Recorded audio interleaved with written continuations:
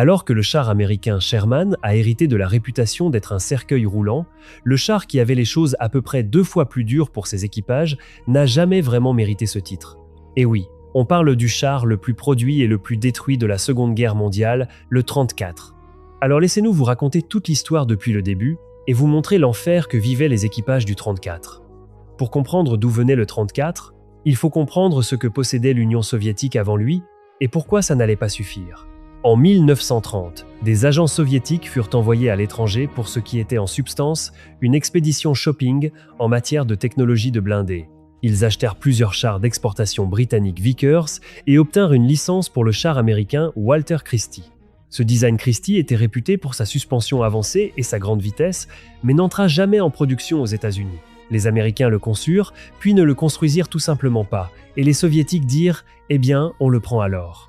Entre les mains soviétiques, le Vickers devint le Twin Six, leur char d'appui à l'infanterie, tandis que le design Christie évolua pour donner la série BT, des chars légers rapides destinés à remplir le rôle de cavalerie.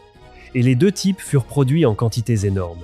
Mais l'industrie de l'Union soviétique était encore loin d'être aboutie, et la qualité de ces premiers chars était tout simplement médiocre. Et même si elle disposait de milliers de chars, ils n'étaient que légèrement blindés et tout simplement pas conçus pour une vraie guerre de haute intensité. La preuve vint rapidement. Lors de la bataille du lac Razan en 1938 et de la bataille de Khalkhin Gol en 1939, ces chars légers se faisaient détruire de toutes parts, même par des canons d'un calibre relativement modeste.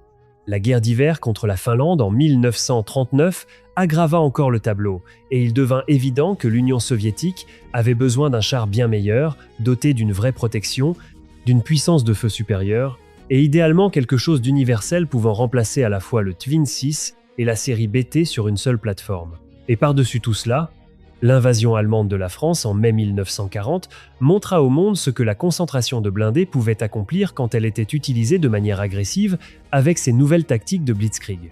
Les Soviétiques observèrent comment les Allemands utilisaient leurs Panzer III et Panzer IV et comprirent que l'ensemble de leur flotte de chars avait besoin d'une sérieuse mise à niveau.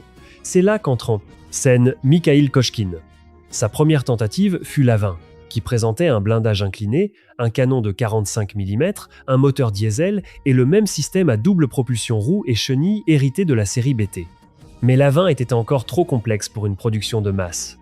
Le concept de double propulsion ajoutait une complexité dont personne ne voulait. L'idée fut donc abandonnée. Kochkine, lui, était convaincu que simplement moderniser le concept BT était une impasse. Il revint devant le leadership soviétique et proposa quelque chose de plus ambitieux. Il se heurta à l'opposition des concepteurs des chars lourds KV, qui y voyaient une menace directe pour leur propre programme. Mais Kochkine tint bon et un nouveau prototype en sortit. Il avait un blindage plus épais, une suspension améliorée et surtout un canon de 76 mm au lieu du 45 mm. C'était un bond considérable en puissance de feu pour les chars de l'époque. Le blindage incliné, sans être une nouveauté en soi, était appliqué de manière plus agressive. Et le char reçut un moteur diesel V12 dont le concepteur, soit dit en passant, fut exécuté lors de l'une des purges de Staline. Kochkine baptisa sa création le 34 en référence à l'année où il eut l'idée.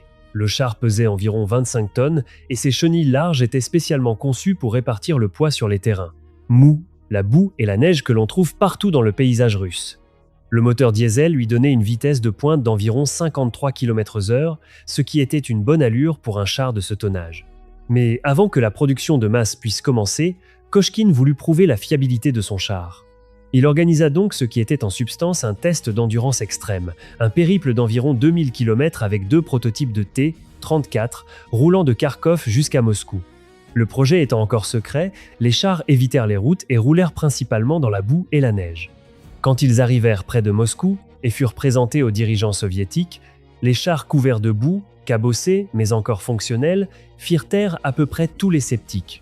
Le voyage révéla cependant des problèmes de transmission qui allaient bientôt donner des migraines aux équipages. Pendant ce périple hivernal, Kochkine, juché sur son char et exposé au froid, contracta une pneumonie. Mais il resta obstinément avec son équipage pour le voyage de retour, malgré une santé qui s'aggravait. Il mourut en septembre 1940, alors que les tout premiers 34 de série sortaient des chaînes de production, sans jamais avoir vu ce que son char allait vraiment faire au combat. Alors qu'avait vraiment créé Kochkine, pour un char de la fin des années 1930 et du début des années 1940, Le 34 était à bien des égards révolutionnaire. Son canon de 76 mm était puissant selon les normes de l'époque. Son blindage incliné à 60 degrés pouvait arrêter pratiquement tout ce que les armes anti-chars de l'air pouvaient lui envoyer. À titre de comparaison, les Allemands construisirent tous leurs premiers chars, jusqu'au Tiger I inclus, avec un blindage plat de forme rectangulaire. Ce n'est qu'après avoir rencontré le 34 au combat qu'ils commencèrent à utiliser sérieusement le blindage incliné dans des designs ultérieurs comme le Panther et le Tiger II. Bien que certaines sources affirment que le Panther était déjà en développement avant que les Allemands rencontrent le 34, alors prenez ça avec prudence et ne m'incendiez pas dans les commentaires. Le canon tirant des obus perforants à noyau rigide, essentiellement un projectile en tungstène dans une douille de 76 mm plus large, pouvait traverser environ 90 mm de blindage à 500 mètres. Et le blindage le plus épais d'un Panzer III ou d'un Panzer IV à l'époque ne dépassait qu'environ 60 mm. C'était donc largement suffisant pour gâcher la journée de quelqu'un. Mais c'est là que l'histoire devient sombre pour les équipages, parce que le 34 présentait de sérieux problèmes de conception dès le départ. Et mis à part quelques améliorations appréciables, presque tous ne firent qu'empirer avec le temps. La tourelle était une conception biplace reprise de l'A-20 antérieur, lui-même construit autour du canon de 45 mm bien plus petit. Loger le canon de 76 mm plus grand et ses munitions dans le même espace rendit la tourelle extrêmement exiguë. Le chef de char devait commander l'engin, observer le champ de bataille et charger le canon, tout cela par lui-même. Sa seule façon de voir l'extérieur était un unique périscope qui lui offrait une visibilité quasi nulle. La cadence de tir officielle était d'environ 5 coups par minute, mais dans le chaos du combat réel, les équipages en tiraient généralement 2. Les équipages de chars allemands, par exemple, disposaient d'une coupole de commandant, d'un tireur dédié et d'un chargeur dédié dans une tourelle à 3 hommes où ils pouvaient s'asseoir sans avoir une crise de claustrophobie, repérer leurs cibles et travailler de façon synchronisée. La rotation de tourelle du 34 était électrique et assez rapide, lui permettant une rotation complète en environ 10 secondes, mais les corrections fines devaient être faites à la main car la tourelle avait cette agaçante tendance à continuer de tourner après qu'on lâchait la poignée de rotation, ce qui rendait la visée précise plus difficile qu'elle n'aurait dû l'être. Il n'y avait pas non plus de panier de tourelle, de sorte que le plancher sous la tourelle ne tournait pas avec elle. L'équipage devait surveiller où il posait les pieds quand la tourelle pivotait s'il voulait les conserver. Et avec une vitesse de rotation aussi rapide, il était facile d'envoyer ses camarades d'équipage en fauteuil roulant. La visibilité depuis l'intérieur du 34 des premières versions était mauvaise depuis toutes les positions. Et le mot « mauvaise » est insuffisant ici, car c'était tout simplement cauchemardesque. Les optiques étaient également bien en deçà de ce que les Allemands possédaient. Le conducteur siégeait dans une position inconfortable derrière la plaque frontale inclinée et devait avoir une force surhumaine pour passer les vitesses, avec un marteau posé à portée de main en cas de blocage du levier, ou plus précisément quand il se bloquait. Les premiers modèles disposaient également d'un tireur de mitrailleuse de coque tenant aussi office d'opérateur radio, coincé à l'avant de la coque à côté du conducteur. Ce malheureux ne pouvait voir qu'à travers un petit orifice à côté de sa mitrailleuse. Mais au moins, il n'avait pas à s'inquiéter d'une trappe de sortie, puisqu'il n'en avait pas. Et disons simplement qu'il ne sortait pas rapidement en cas d'incendie du char. Son poste fut heureusement supprimé dans les variantes ultérieures. Et puisqu'on parle de sortir en cas d'incendie, le 34 initial disposait d'une unique trappe extrêmement lourde d'un seul tenant sur le dessus de la tourelle pour les 2 membres d'équipage de la tourelle. Il fallait une force quasi surhumaine pour l'ouvrir, mais peu, être qu'on était bien motivé quand le char était en feu. La trappe d'ouverture avant du conducteur sur le vitrage frontal incliné était tout aussi mauvaise, voire pire. Difficile à ouvrir même dans des conditions normales, elle avait la mauvaise habitude de se bloquer après un impact. Le conducteur tentait le plus souvent de s'échapper par la tourelle plutôt que par sa propre trappe. Le blindage lui-même, s'il était meilleur pour dévier les projectiles grâce à l'inclinaison, était fabriqué dans un alliage d'acier solide mais cassant. Ainsi, même quand un obus ne perçait pas, l'impact pouvait provoquer de l'écaillage, c'est-à-dire des morceaux d'acier se détachant de la surface intérieure à grande vitesse et volant dans le compartiment équipage comme des éclats. La conception inclinée réduisait également considérablement l'espace intérieur. Par-dessus tout cela, les munitions soviétiques étaient plus susceptibles de prendre feu et les obus étaient stockés en râtelier le long des parois de la coque, pratiquement partout où on pouvait en fourrer, dans le sol sous des tapis en caoutchouc et avec quelques obus prêts à l'emploi dans la tourelle.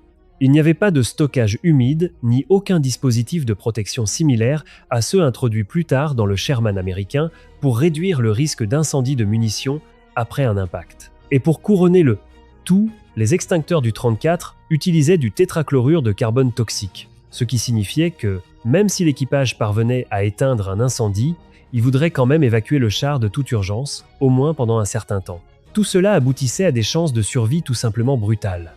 Les tankistes soviétiques perdaient environ 2 hommes tués pour chaque 34 détruits. Étant donné qu'ils n'avaient qu'un équipage de 3 ou 4 hommes, cela représentait une chance d'environ 50% de mourir, certaines sources suggérant que les chances de survie de l'équipage après un impact tombaient à seulement 20%. Juste pour mettre les choses en perspective, le Sherman américain, que tout le monde adore qualifier de cercueil roulant, avait 5 membres d'équipage et ne comptait en moyenne qu'environ 1 à 1,3 tués par char mis hors de combat. À l'été 1941, il n'y avait donc qu'environ 934 en service aux côtés de quelques 500 chars lourds Caven. La grande majorité de l'énorme flotte de chars soviétiques était encore composée des anciens types BT et Tübingen 6, au nombre de dizaines de milliers. Et l'armée rouge qui affronta l'invasion allemande le 22 juin 1941 était dans un état déplorable. Les purges de Staline à la fin des années 1930 avaient éliminé environ 35 000 officiers, éviscérant littéralement la hiérarchie de l'armée à tous les niveaux. Le nouvel équipement commençait tout juste à arriver, la force avait été développée trop vite et l'entraînement était une farce. La formation pratique en école de chars pour les nouveaux équipages durait parfois à peine 72 heures avant d'être envoyés dans un char pour affronter la force blindée la plus expérimentée de la planète à l'époque. Premiers chars légers furent simplement détruits par l'avance allemande. Tout laissait présager un effondrement de l'Union soviétique en quelques semaines. Mais à mesure que les Allemands s'enfonçaient dans le territoire soviétique, ils commencèrent à tomber sur des chars qu'ils n'avaient jamais vus. Ils avaient entendu parler du Kavoun et savaient que c'était un adversaire coriace, mais ils ignoraient totalement l'existence du 34. Quand il apparut pour la première fois au combat, ce fut un choc réel. L'arme anti-char allemande la plus courante à l'époque était le canon tracté de 37 mm, également monté sur le Panzer III, censé faire office de chasseur de chars. Il s'avéra totalement inutile contre le 34. Et même le canon de 50 mm modernisé avait du mal à mettre un 34 hors de combat de face. Il existe une multitude de rapports allemands frénétiques décrivant leurs canons tirant plus de 25 obus sur un seul 34 avant que quelque chose finisse par convaincre l'équipage d'abandonner le char, comme bloquer la tourelle ou briser les chenilles. Et tout ça pendant que le canon de 76 mm du 34 pouvait facilement détruire pratiquement n'importe quel char allemand de l'époque. Mais vous vous demandez peut-être pourquoi l'équipage n'a pas simplement mis hors de combat le canon qui leur tirait dessus depuis 25 obus. Après 10 coups consécutifs, ils auraient pu avoir une idée de l'origine du tir et utiliser leur puissant canon. Eh bien, la réponse, c'est tout ce qu'on vient d'expliquer. Les équipages étaient à peine entraînés. Ils ne voyaient presque rien depuis l'intérieur du char. Le chef de char était dépassé. La plupart des chars n'avaient même pas de radio. Seul le véhicule du commandant de peloton en avait généralement une. Et le reste des équipages était censé communiquer à l'aide de drapeaux ou de signaux lumineux, ce qui en pratique, au cours d'un vrai combat, signifiait qu'ils suivaient simplement le char de tête et copiaient tout ce qu'il faisait. Les rapports allemands décrivent des chars soviétiques fonçant à l'attaque sans aucun plan, se regroupant, ne sachant pas d'où venaient les tirs, ce qu'ils devaient faire, et ripostant de façon imprécise. Les Allemands, malgré des chars techniquement inférieurs si on examine les blindages et les canons sur le papier, étaient bien mieux entraînés et organisés. Ils savaient déjà comment traiter les blindages lourds depuis qu'ils avaient affronté les Matilda britanniques et les chars Bunn français lors de la campagne de France en 1940. Ils s'adaptèrent rapidement, déployant leurs canons anti-aériens de 88 mm dans un rôle anti-char comme ils l'avaient déjà fait. Ils utilisèrent également des tactiques de débordement pour frapper le 34 par les flancs ou l'arrière où le blindage était bien plus mince. Et en plus des problèmes mécaniques et tactiques, il y avait de graves pénuries de carburant, de munitions et de pièces détachées. Le chaos créé par l'avance allemande était tout simplement insurmontable. Rien qu'en 1941, les soviétiques perdirent environ 20 000 chars de tout type, dont plus de 2000 T-34. Selon certaines estimations, environ la moitié d'entre eux tombèrent en panne avant même d'atteindre le front et durent être abandonnés. Le bref mythe d'invincibilité dont le 34 avait bénéficié lors de ses premières confrontations avec les Allemands fut très rapidement mis à mal par la réalité. À l'automne 1941, la Wehrmacht était aux portes de Moscou et l'Union soviétique était véritablement au bord de l'effondrement. Cependant, 2 choses l'empêchèrent. Premièrement, d'énormes réserves de troupes retenues près de Moscou furent jetées dans la défense. Et deuxièmement, tout le pays bascula dans une posture de guerre totale où la production de défense devint la priorité absolue au-dessus de tout le reste. Mais pour maintenir les usines en activité, il fallait les mettre hors de portée de l'avance allemande et des raids aériens. Ainsi, dans ce qui est peu, être l'un des exploits logistiques les plus extraordinaires de toute la guerre, les Soviétiques démontèrent des usines entières, les chargèrent sur des trains et les expédièrent à des milliers de kilomètres derrière les montagnes de l'Oural, en Sibérie et au Kazakhstan, en plein milieu de nulle part, accompagnés de dizaines de milliers d'ouvriers et de leurs familles, dont toute l'existence pendant les années qui suivirent se résuma à travailler, dormir et recommencer pour maintenir les chaînes de production tournant en continu. Ce déménagement eut un coût. Pendant plus d'un mois, la production de chars s'arrêta complètement pendant que tout était démonté, transporté et remonté. Quand la production redémarra, différentes usines se retrouvèrent à construire des versions légèrement différentes du 34 selon les matériaux et pièces disponibles. Il y avait donc de petites variations de conception et de qualité d'une usine à l'autre. On dit qu'il est pratiquement impossible de trouver deux 34 construits exactement aux mêmes spécifications, ce qui signifiait aussi que les équipages ne pouvaient pas toujours compter sur des pièces détachées d'un char convenant à un autre. Une fois les usines opérant en sécurité derrière l'Oural, les Soviétiques pouvaient produire des chars sans interruption et à un rythme difficile à appréhender. Ils prirent la décision de ne rien changer au 34 à moins que cela n'accélère la production ou n'en réduise le coût. Le confort de l'équipage, comme on pouvait s'y attendre, ne fut pas même mentionné. Tout ce qui n'était pas absolument essentiel au fonctionnement du char était retiré. Le siège du conducteur fut supprimé car il pouvait s'asseoir sur le plancher. S'il n'y avait pas assez de caoutchouc pour les galets de roulement, on s'en passait. Même chose pour la peinture. Les optiques, les radios, les périscopes et tout ce dont le char pouvait se passer pour rouler et tirer. Le nombre de pièces fut réduit. Les plaques de blindage furent réagencées pour pouvoir être soudées plus vite. Et la tourelle fut transformée en une pièce hexagonale moulée, plus rapide à produire. Et grâce à cette simplification et cette évolution quelque peu délirante, le 34 vit son épaisseur de blindage et sa capacité de pénétration à peu près doublée, tandis que le coût de fabrication d'un seul char chutait d'environ 40%. Au plus fort de la production, vers 1942, les usines soviétiques sortaient environ 1200 T, 34 par mois. Pour vous donner une idée de ce que cela représente, les Allemands produisirent un peu plus de 8000 Panzer IV sur environ 6 ans et environ 1300 Tiger pendant toute la guerre. Et ce, rien que pour les 34, sans même compter tous les autres chars et canons d'assaut automoteurs soviétiques. À mesure que davantage de chars arrivaient au front à partir de 1942, les tactiques soviétiques et l'entraînement des équipages commencèrent enfin à s'améliorer. Les charges aveugles sans appui d'artillerie, ni reconnaissance d'aucune sorte que l'on voyait en début de guerre, cédèrent la place à des opérations plus coordonnées. Les Soviétiques développèrent un schéma d'attaque qui devint leur signature. D'abord un barrage d'artillerie massif, puis dès qu'ils levaient, une vague combinée de chars et d'infanterie avançant à pleine vitesse. L'infanterie partait à l'assaut juchée sur les chars, si bien que des poignées furent soudées sur les coques pour que les soldats puissent s'y accrocher, et les radios commencèrent à être installées sur un plus grand nombre de chars. Les pertes restèrent élevées, mais ces attaques terrorisaient véritablement les soldats allemands. À l'été 1943, et en particulier autour de la bataille de Koursk, les Allemands déployèrent leurs chars les plus lourds sur le front de l'Est en nombre réel. Ils modernisèrent également leurs Panzer IV et Sturmgeschütz III avec un canon anti-char à haute vélocité de 75 mm. Les équipages soviétiques furent les premiers à affronter le Tiger Ier, le Tiger II et des chasseurs de chars super lourds comme le Ferdinand et le Jacques de Panthère, contre lesquels le canon de 76 mm du 34 n'était tout simplement plus à la hauteur. Et quel que soit l'avantage de blindage qu'il avait possédé autrefois, il avait depuis longtemps disparu. Et comme si ça ne suffisait pas, dans les phases tardives de la guerre, surtout quand les combats se déplacèrent dans les villes, la plus grande menace pour les équipages de chars venait de quelque chose de bien plus simple et bien moins cher. Le Panzerfaust, une arme anti-char à usage unique tirée à l'épaule qui ne coûtait presque rien à produire. Les Allemands en fabriquèrent plus de 8 millions pendant la guerre, si bien qu'ils étaient absolument partout. Dans les phases tardives des combats, les Panzerfaust étaient responsables d'environ 70% de toutes les destructions de chars. Et ils tuaient proportionnellement plus de membres d'équipage par char détruit que les canons anti-chars ordinaires en raison du mode de fonctionnement de la charge creuse. Pour les équipages combattant en milieu urbain, chaque coin de rue pouvait cacher quelqu'un armé d'un Panzerfaust et il n'y avait pas grand-chose à y faire. Avec le canon de 76 mm du 34 perdant clairement de son efficacité, les Soviétiques commencèrent à travailler sur un successeur.